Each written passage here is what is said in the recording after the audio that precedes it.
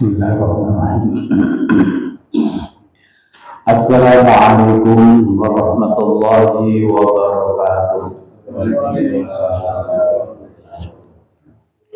Liridulillah wa li syafa'ati Rasulillah wa ila hadratin Nabi Mustafa Muhammadin sallallahu alaihi wasallam wa alihi wa azwajihi wa li jami'il muslimin wal muslimat wal mu'minin wal mu'minat khususan ila مصنف هذا الكتاب شهر الليل والفاتحة. أعوذ بالله من الشيطان الرجيم. بسم الله الرحمن الرحيم. الحمد لله رب العالمين الرحمن الرحيم مالك يوم الدين إياك نعبد وإياك نستعين اهدنا الصراط المستقيم صراط الذين أنعمت عليهم غير المغضوب عليهم ولا الضالين آمين. رضيت بالله ربنا وبالإسلام دينا وبمحمد نبيا ورسولا ربي زدني علما وارزقني فهما آمين. Sayyidul istighfar. Bismillahirrahmanirrahim. Allahumma anta rabbi la ilaha illa anta khalaqtani wa ana abduka wa ana ala ahdika wa wa'dika mastata'tu a'udzu bika min syarri ma sana'tu a'udzu bi ni'matika 'alayya wa a'udzu bi dhanbi faghfirli fa innahu la yaghfiru dzunuba illa anta. Bismillah, alhamdulillah, wassalatu wassalamu ala rasulillah wa ala alihi wa ashabihi wa mawala wa la hawla wa la quwwata illa billah.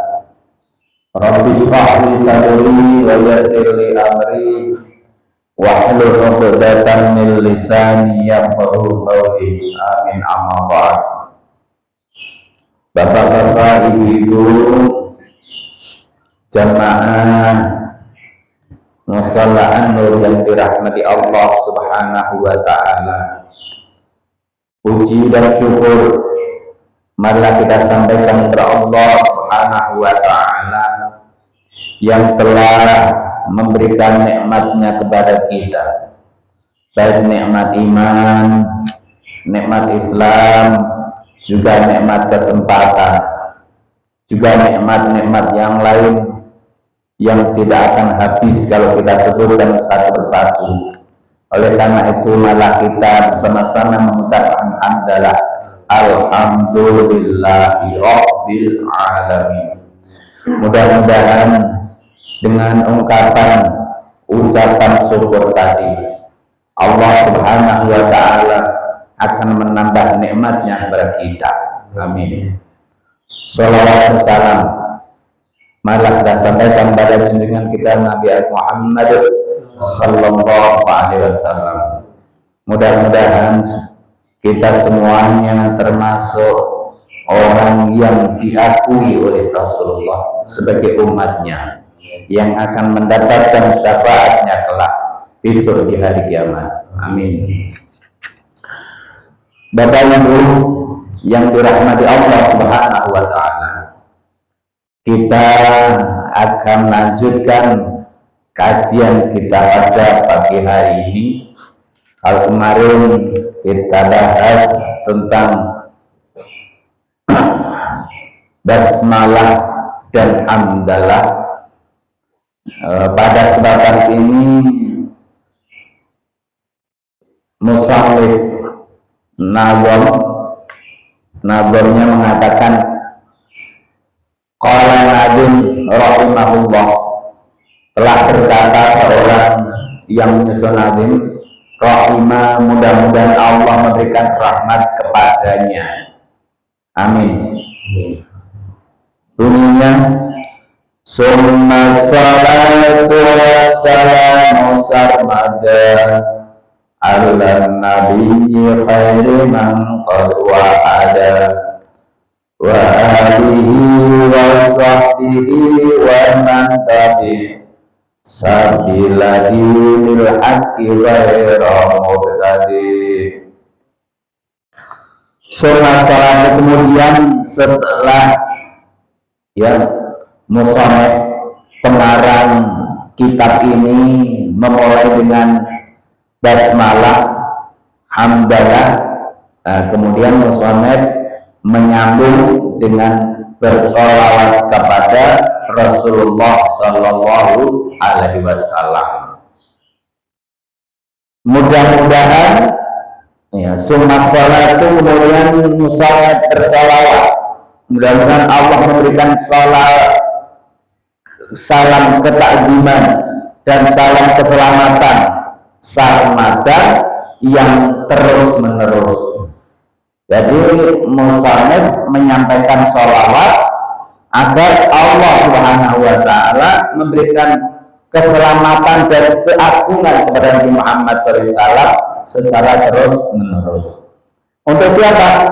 Ala Nabi, atas Nabi Muhammad Sallallahu Alaihi Wasallam.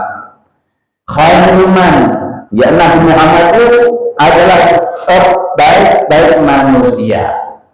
Wahada, yang telah mengesahkan Allah Subhanahu wa Ta'ala. Jadi Nabi Muhammad adalah top,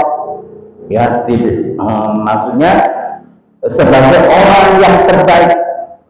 Kalau sekarang ada orang mengatakan yang terbaik di umat, tidak. Karena Nabi Muhammad secara pribadi maupun secara leadership ini sebagai contoh yang terbaik. Salawat itu wa alihi wa sahbihi wa man tabi, dan salawat serta salam itu atas Rasulullah SAW juga kepada keluarga Nabi Muhammad Sallallahu Alaihi Wasallam, wa sahbihi, dan pada sahabat-sahabatnya. Perlu diketahui Bapak Ibu yang dirahmati Allah, sholawat boleh sah ketika setelah diucapkan Nabi baru disambung yang lain. Jadi tidak boleh seseorang mengatakan Allahumma sholli ala, contoh namaku Rofis, tidak boleh. Allahumma sholli ala Susilo, tidak boleh.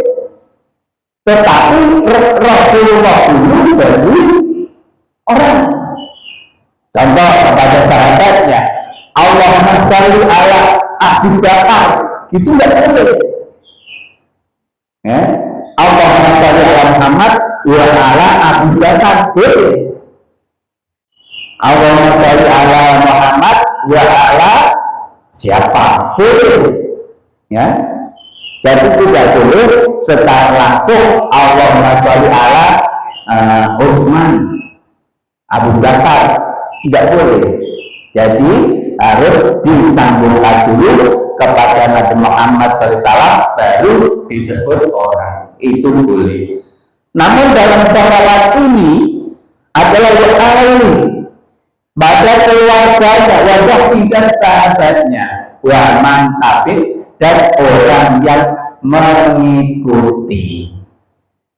Ya, orang yang mengikuti Kanjeng Nabi Muhammad Shallallahu Alaihi Wasallam. Siapa saja yang mengikuti, nanti keterangannya di belakang yang saya sampaikan. Yakni sabilatul haq, yang mengikuti jalan agama yang benar.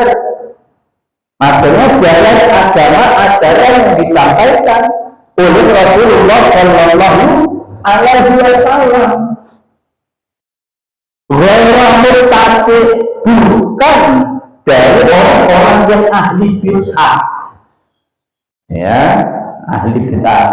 Wah, Pak Reski nyinggung-nyinggung bid'ah ya. Tidak usah. Wah, bahaya ini Pak bid'ah. Nah, ini nanti ada keterangannya. Al-Mufradatu, kosakatanya, ya ini setelah menyampaikan nahwonya, kita jelaskan mufradatnya, ya, karena di awal saya sudah menyampaikan kitab ini kecil, sebenarnya hanya beberapa lembar kitabnya, hanya berapa ya, 3 atau 4 lembar, ya, hanya 57 bait.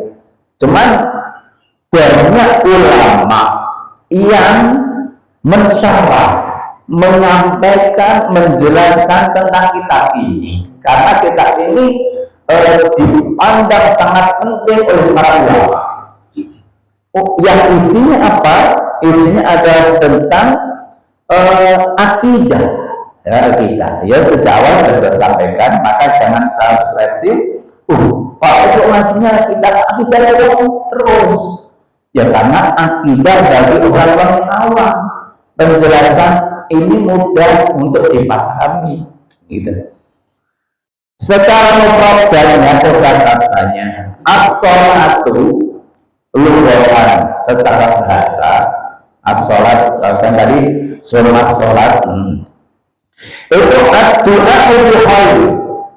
Sholawat adalah doa yang baik. Doa bi khairin. Fa idza udifat ilaihi, maka apabila sholawat itu udifat itu disandarkan ilahi ta'ala kepada Allah Subhanahu wa ta'ala, maka sholawat itu maknanya adalah ziyadatul in'am al-maqruni bitaqdimi wa tabjili, yakni tambahnya nikmat, ya, nikmat al-maqrun yang diberi dengan bitaqdimi serta mengagungkan. Jadi kalau sholawat itu disandarkan kepada Allah, yaitu berarti Allah menambah nikmat yang diberi dengan keagungan. Kita doa kepada Allah seperti itu. Waqat warada, dan sungguh telah disebutkan Ibnu Abbas radhiyallahu anhu, anna salata minallahi rahmatun wa minal abdi du'a'u wa minal malaikati istighfarun.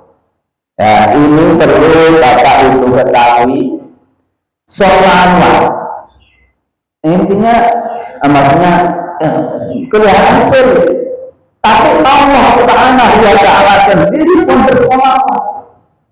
Dalam Al-Quran Allah berfirman, Inna allaha wa malaikatahu yusholluna 'alan nabi ya ayyuhalladzina amanu shallu 'alaihi wa sallimu taslima. Inna allaha, sesungguhnya Allah Subhanahu wa ta'ala, wa malaikatahu, dan malaikat Allah, yusholluna 'alan nabi, Mereka itu bersolawat kepada Nabi Muhammad Sallallahu Alaihi Wasallam. Nah, kenapa Allah malaikat tak bersolawat? Ini dalam keterangan hadisnya, an-nassolata minallahi rahmatun. Sesungguhnya sholawat kepada Nabi Muhammad Sallallahu Alaihi Wasallam dari Allah Subhanahu Wa Taala adalah rahmat. Rahmat. Allah memberi rahmat kepada Nabi Muhammad Sallallahu Alaihi Wasallam. Tapi kalau dari minal abdi, dari seorang manusia, orang muslim, manusia pada umumnya, itu doa ya, kita diajarkan untuk membaca sholawat. Sholawat itu apa?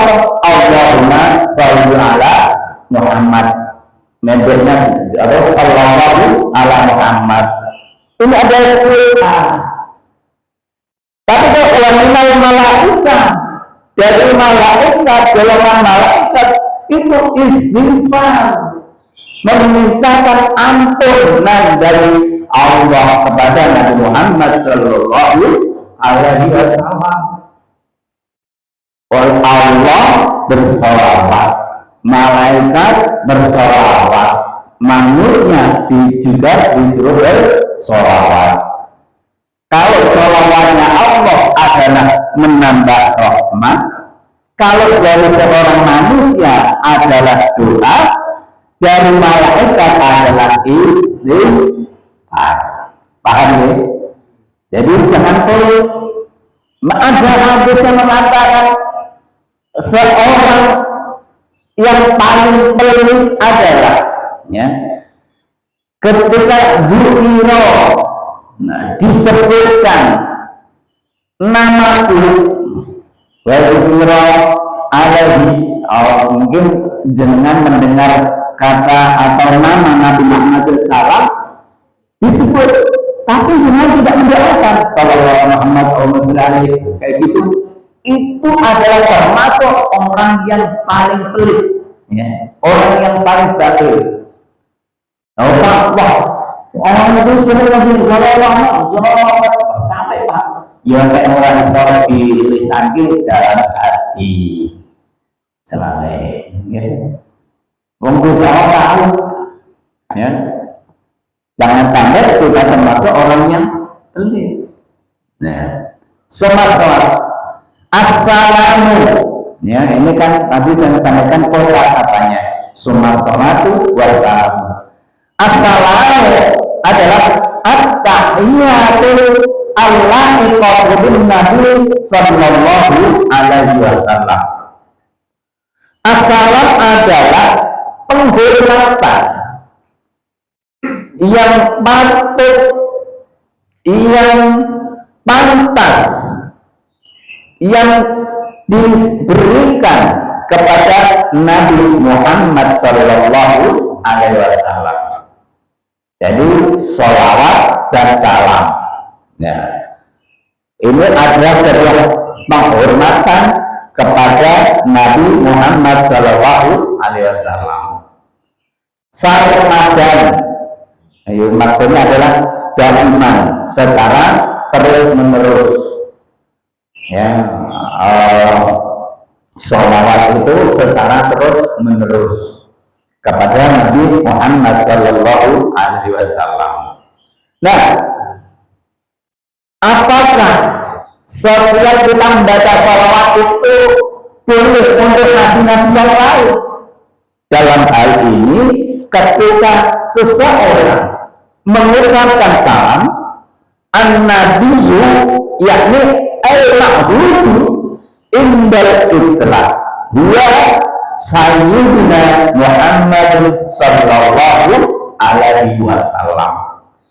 Yang dimaksud sholawat Nabi di sini adalah secara mutlak disandarkan kepada Nabi Muhammad Sallallahu Alaihi Wasallam.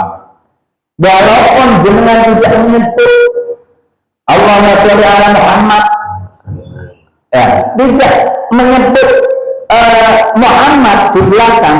Contoh, shollu ala Nabi, berselawatlah kepada Nabi. Yang dimaksud Nabi di sini adalah Nabi Muhammad Sallallahu Alaihi Wasallam. Ya, jadi wah saya ingin sholawat ini Pak Nabi Isa. Ya, loh, yang dimaksud sholawat di sini adalah ini Nabi Muhammad Sallallahu Alaihi Wasallam. Nah, walahu takrifani, maksudnya pengertian dari Nabi ini ada dua, ya. Maksudnya sebagaimana amun wa khasun. Yang pertama adalah secara umum, wa khasun, dan secara khusus, ya. Fa'al awal, maka pengertian dari Nabi yang pertama adalah huwa insanun dzakarun hulun. Nabi maksudnya adalah manusia laki-laki yang berbeda. Al-insan, insan. Jadi malaikat tidak bisa jadi nabi. Karena di sini nabi adalah manusia. Dia tidak bisa jadi nabi. Syaratnya adalah manusia. Dan laki-laki. Loh, Pak, saya pernah mendengar dalam sebuah tafsir yang menjelaskan bahwa Siti Maryam, ibunya Nabi Isa, itu termasuk nabi. Mungkin ini pendapat seseorang, tapi kalau kita merujuk kepada Al-Quran, dasar Al-Quran, yang namanya nabi itu laki-laki, tidak bisa perempuan, wanita. Manusia laki-laki urut dan merdeka, tidak bisa menjadi seorang nabi ketika itu manusia yang sebagai hamba sahaya atau budak. Nggak bisa.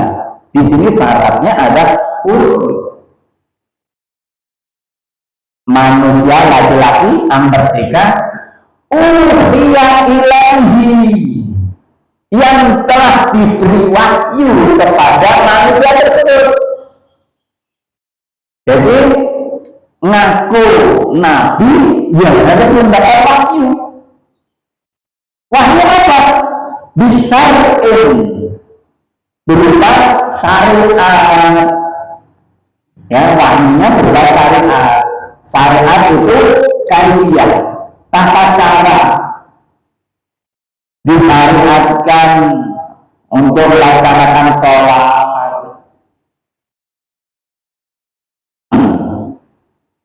Keterangannya adalah sawa'un umira bitablighi amla.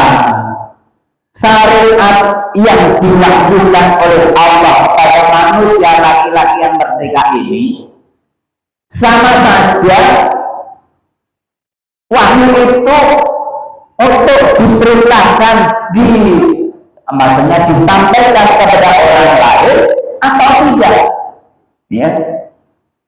Ini sama saja mendapat wahyu, baik diperintah untuk menyampaikan kepada orang lain atau hanya untuk diri sendiri, itu sama saja, ya.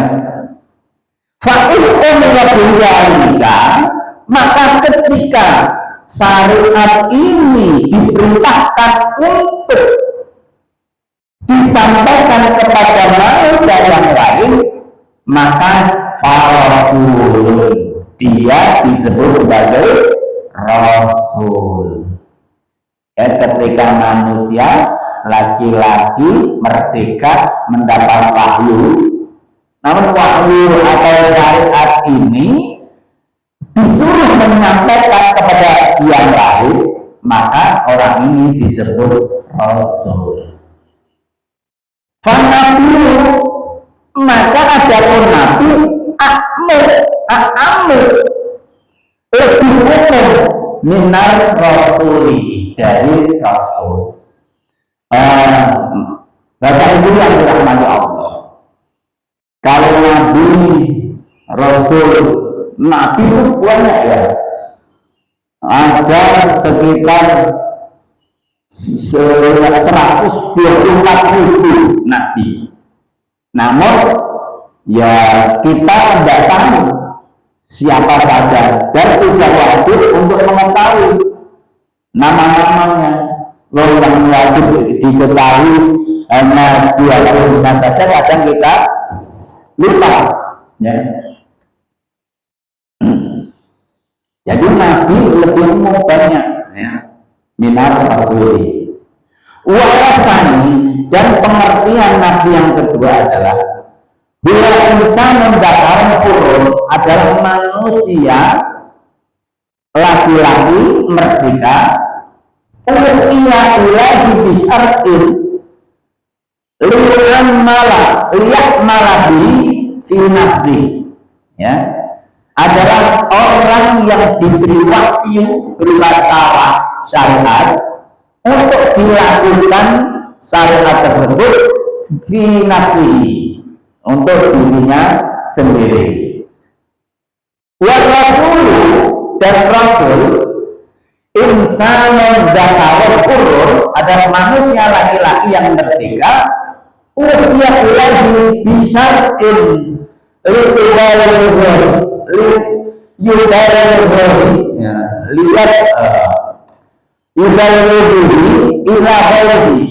jadi untuk disampaikan kepada orang lain.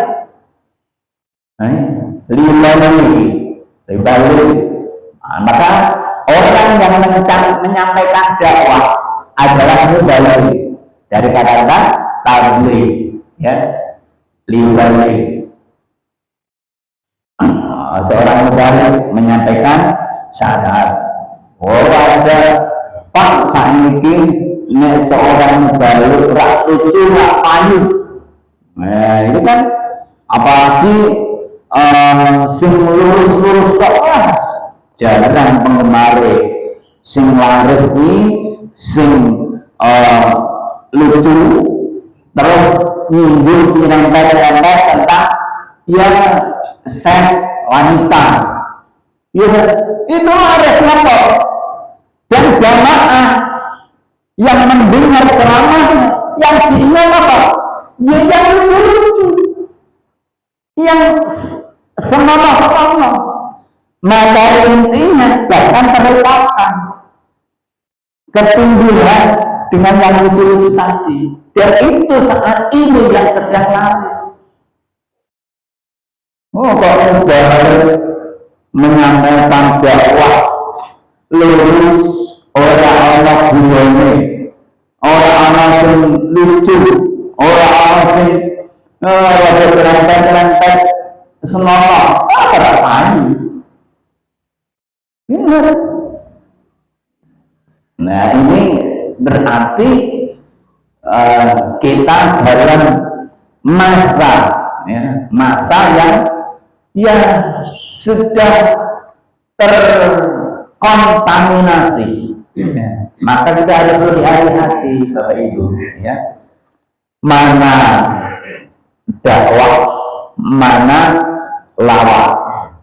Sekarang itu pelawak jadi dai, ya, pelawak jadi dai, dan dai juga belajar pelawak.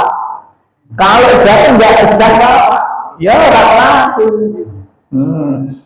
Sekarang ini, nah ini, nah dasar daripada nabi atau rasul ini seorang laki-laki adalah surat Al-Anbiya ayat 7. Wa ma arsalna qablaka illa rijalan nuhi ilaihim wa ma arsalna, dan tidak aku utus qablaka, sebelum kamu Muhammad, illa rijalan, kecuali laki-laki, nuhi, yang kami beri wahyu, ilaihim, kepada mereka.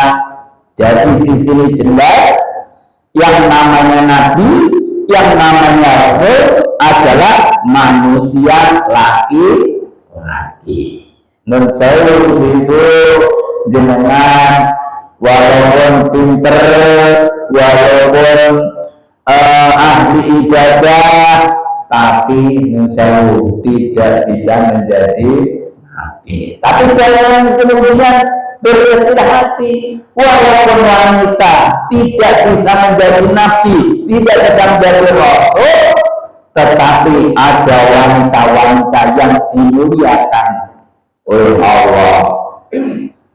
Bahkan ya kayak Siti Maryam mulia sekali menurunkan seorang nabi. Bahkan para nabi, para rasul itu pun dilahirkan dari seorang wanita. Gitu Bapak Ibu.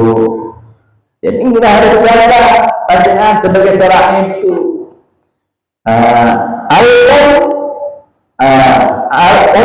Ibu adalah madrasatul ula, madrasah pertama bagi seorang anak. Jadi di sini yang ada ibu-ibu sepuh, wis ya ngandani mantune, ngandani anake. Seorang ibu ini adalah fondasi dasar madrasah pertama bagi anaknya. Jadi anak pendidikan pertama dari itu, belajar makan, belajar melafalkan, belajar membaca, belajar bicara, itu dari seorang ibu. Bismillahirrahmanirrahim. Ya. Ini misalnya, oh ya sebentar lagi wis. Ini rada anak sedikit. Bismillahirrahmanirrahim. Wa ala wajahin. Dan pengertian Nabi itu ada dua wajah, dua. Ditasdid dengan yaknya ditasdid Nabiyyun makhudun minal nubuwah, yang diambil dari nubuwah, kenabian. Wajal makanu murtafiun, ya, nubuwah itu adalah tempat yang diangkat. Semua nabi ini anda marfu'ul rabbani, karena dinamakan demikian nabi itu karena nabi adalah diangkat derajatnya oleh Allah Subhanahu wa Ta'ala. Jadi seorang nabi, seorang rasul itu derajatnya diangkat oleh Allah. Ada nabi yang menggunakan hamzah, bil hamzah nabiun, maksudnya ma'udun min nabda, diambil dari kata berita. Wal khabar li'annahu mukhbarun aw mukhbirun anillahi ta'ala. Jadi seorang nabi atau seorang rasul adalah dia diberi kabar atau menyampaikan kabar dari Allah Subhanahu wa Ta'ala. Jadi nabi bisa nabiyyun, bisa nabiun. Artinya sama, pakai iya-nya bertasdid atau pakai hamzah, nabiun atau nabiun. Kalau nabiun ada diangkat, kalau nabiun adalah mereka dapat kabar dan menyampaikan kabar dari Allah Subhanahu wa Ta'ala. Wa alihi al-wasihi fi maqam doa kama huna kullu mu'minin taqiyun lima ja'a fil hadis an Anas bin Malik radhiyallahu anhu qala su'ila Rasulullah sallallahu alaihi wasallam man ali Muhammad faqala ali Muhammad kullu taqiyyin rawahu Tabrani. Nah, yang dimaksud tadi kan sholawat wa alihi wa sahbihi. Maksudnya ali keluarga Nabi itu siapa? Yang dimaksud di sini adalah makom doa. Karena keluarga Nabi ada dua. Ya, keluarga Nabi ada dua. Di sini setiap mukmin yang bertakwa itu adalah keluarga Nabi. Dalam makom doa, semua yang orang bertakwa itu adalah keluarga Nabi Muhammad SAW. Dasarnya apa? Dari Anas bin Malik radhiyallahu anhu. Qala su'ila Rasulullah SAW, ditanya Rasulullah SAW ditanya oleh sahabat, man ali Muhammad, siapa keluarga Muhammad? Qala, maka Rasulullah menjawab, ali Muhammad kullu taqiyyin. Keluarga Muhammad adalah setiap orang yang bertakwa. Jadi jenengan merasa bertakwa dalam doa berarti jenengan termasuk keluarga Nabi Muhammad Sallallahu Alaihi Wasallam. Ini pengertian secara doa. Ya. Ada pengertian yang kedua. Amma fi maqam zakat. Versi zakat. Ya. Yang disebut, yang dimaksud alihi ada faqala Imam Malik rahimahullah ta'ala. Imam Malik menyampaikan Bani Hashim faqat. Yang dimaksud alihi Ali Muhammad itu adalah menurut Imam Malik ini ya, adalah anak keturunan Bani Hashim. Ya, Bani Hashim. Kalau menurut waqala Syafi'i, menurut Imam Syafi'i rahimahullah ta'ala, Bani Hashim wal Muttalib, yang dimaksud Ali keluarga Muhammad adalah keturunan Bani Hashim dan Bani Abdul Muttalib. Karena apa? Secara zakat keturunan Rasulullah Muhammad SAW tidak boleh menerima zakat. Nah, ini perlu diketahui oleh orang-orang ahli zakat, orang-orang yang panitia zakat. Kalau di situ ada keturunan Rasulullah, berarti dia tidak berhak untuk mendapatkan zakat. Mengapa? Karena yang namanya zakat itu ada kelebihan. Zakat itu untuk membersihkan. Sesuatu yang ingin kita bersihkan berarti di situ asalnya kotor. Sesuatu yang kotor masa diberikan kepada keturunan Kanjeng Nabi, kan tidak boleh. Maka di sini kalau dari versi doa yang disebut, yang dimaksud Ali keluarga Muhammad adalah semua orang yang bertakwa. Tapi kalau dari versi zakat yang dimaksud Ali atau keluarga Muhammad adalah keturunan Bani Hashim dan Abdul Muttalib. Nah, yang sini wasahbihi. Sedikit lagi. Dan sahabatnya ismu jamin sahabi bermakna sahabi wa huwa man ista'abi sallallahu alaihi wasallam ba'da risalah mu'minan wa mata ala imani. Yang dimaksud sahabat Nabi adalah sahabat dia yang pernah bertemu dengan Nabi Muhammad SAW sesudah kenabian, menjadi mukmin dan meninggal juga dalam keadaan beriman. Loh, Pak Ono zaman Nabi sudah ketemu Nabi, dia sadar Nabi, tapi meninggal tidak dalam keadaan beriman. Ada nggak Pak? Ada. Ketika peristiwa Isra Mi'raj, Nabi menyampaikan kabar tentang Isra Mi'raj. Dulu ceritakan Muhammad dicerita, Wiko, saya ora percaya. Nah, padahal sebelumnya dia tidak percaya. Ini ada. Maka yang dimaksud sholawat dalam sholawat wasahbihi atau ashabihi itu adalah orang yang pernah bertemu dengan Rasulullah yang sejak kenabian beriman sampai meninggalnya juga dia beriman.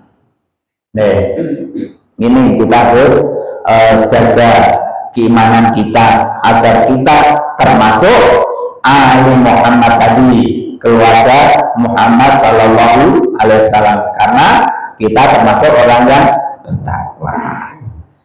Ghairu mubtadi, al-mubtadi man orja anil haqqi, wal haqqu huwa kullu ma baqa kitab wa sunnah wal ijma' wal qiyas. Yakni orang yang ghairu mubtadi tidak keluar. Mubtadi adalah orang yang keluar dari kebenaran. Wal haqqu, kebenaran adalah kullu ma baqa kitab wa sunnah, yang sesuai dengan kitab Al-Quran dan Sunnah. Itu adalah sebuah kebenaran, ijma dan qiyas. Jadi kebenaran adalah sesuatu yang sesuai dengan kitab Quran, hadis, ijma dan qiyas. Bid'atu dan bid'ah lughatan secara bahasa makana muhtaro'an ala ghairi misalin sabitun wa syar'an ma'ursa ala ulahi umrat syari amri syari. Bid'ah adalah sesuatu yang dibuat-buat, tidak sesuai, yang dibuat-buat, yang maksudnya dalam hal ibadah. Dalam hal ibadah ini sangat sensitif. Para ini menjelaskan tentang bid'ah. Bid'ah contohnya sholat subuh itu 2 rakaat. Ya, dari rakaat. Wah, aku mau sehat, masuk isu-isu kok sholatnya subuh 2 rakaat, tak tambah 1 rakaat lah. Ya, ini namanya bid'ah. Kalau sesuatu itu yang dibuat-buat ada manfaatnya banyak. Quran itu dulu dari Rasulullah tidak tertulis, hanya disampaikan secara lisan, ya, belajar secara lisan. Nah, sekarang ditulis, ini termasuk perbuatan bid'ah. Tapi di sini adalah bid'ah, bukan termasuk bid'ah yang dimaksud dalam maksudnya membuat sesuatu yang tidak dicontohkan oleh Rasulullah SAW dalam hal ibadah. Begitu ya? Ini waktunya sudah pas kita melaksanakan sholat subuh. Demikian Bapak Ibu, pembacaan hadis kita awal, mudah-mudahan kita bisa istiqomah, kita bisa mengambil pelajaran, kita mengambil manfaat dari ilmu yang ada di dalam kitab ini, sehingga kita semakin beriman, semakin bertakwa hingga ajal menjemput kita. Akhir kalam, wallahu muwaffiq ila aqwamit thoriq. Wassalamualaikum warahmatullahi wabarakatuh.